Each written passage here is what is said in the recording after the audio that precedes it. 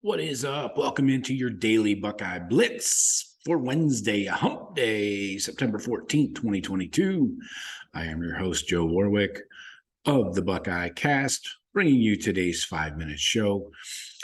How's everybody doing today? You plowing through the week. Hopefully we're starting your hump day off right. There's no reason you can't have a cocktail today or tonight. It's 5 o'clock somewhere, right? Let's do it. All right. We are going to get into some depth chart things and some freshmen.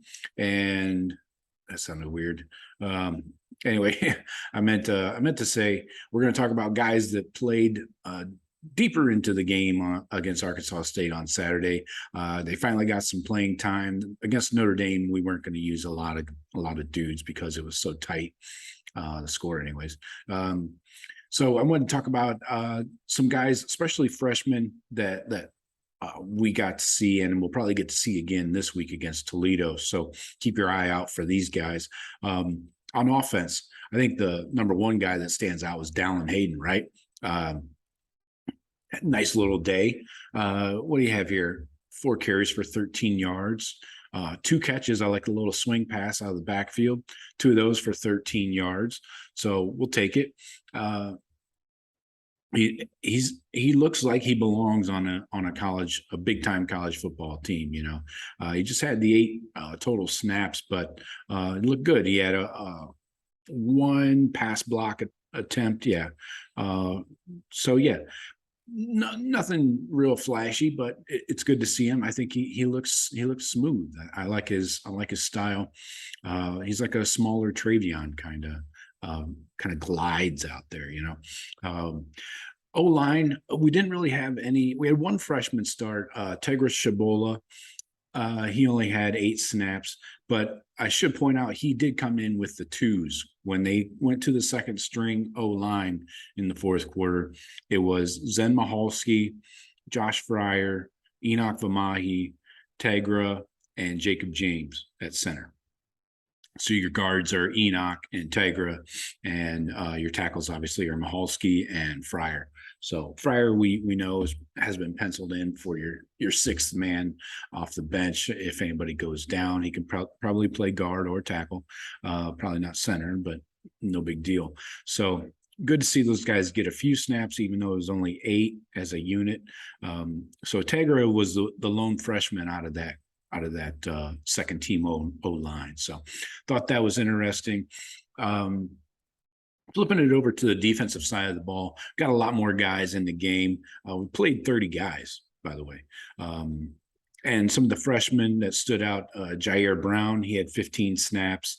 He did have 2 tackles, and who else here? Kenyatta Jackson lined up at edge. He had 12 snaps, had a tackle and a hurry. Caden Curry, how can we go without mentioning him first? He really flashed. That dude should be in the 2 deep. He should be behind Jack Sawyer, in my opinion, at that Jack role.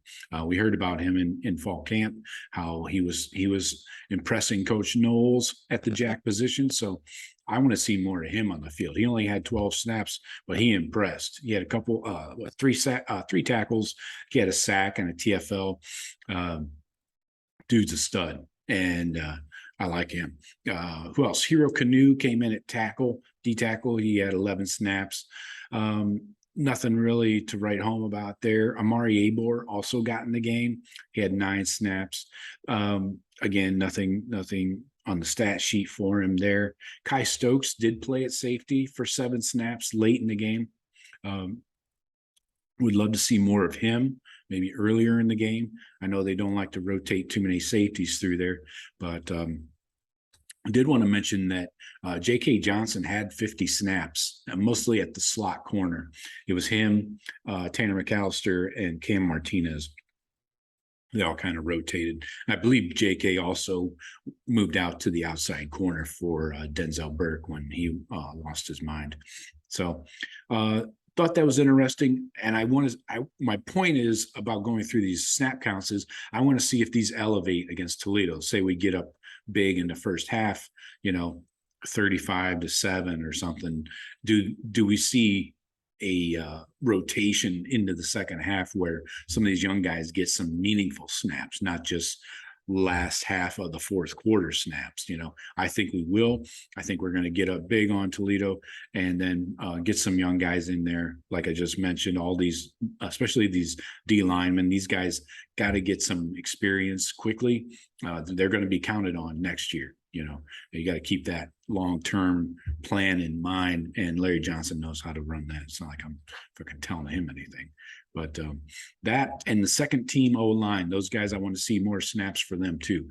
Again, you're going to have injuries. You're going to have times when somebody's going to have to sub in at a tackle or a guard or whatever. I'd really like to see Jacob James get comfortable at center. And even if it's with just Kyle McCord, get them some snaps in there, because that shit pays off down the road. So that's all I got for today. Keep it locked in here. We're going to get geared up for this Toledo Rockets game. Oh, just announced yesterday, the Wisconsin game coming up the week after Toledo, which would be week 4, is now at 7:30, and it's a blackout. That's why I wore the black hat today. Not really, but yeah, blackout allegedly. Who knows? I don't know. Why can't we just wear our normal shit? Pound on these guys. Anyway, so Wisconsin coming to town in a couple of weeks. Probably going to smash them pretty good. They can't even beat Wazoo, so shouldn't be much of a ball game. That's all I got. Keep it locked in here to the YouTube channel, the podcast feed, however you're digesting this show. And I appreciate you guys listening and watching. Take care. Goodbye.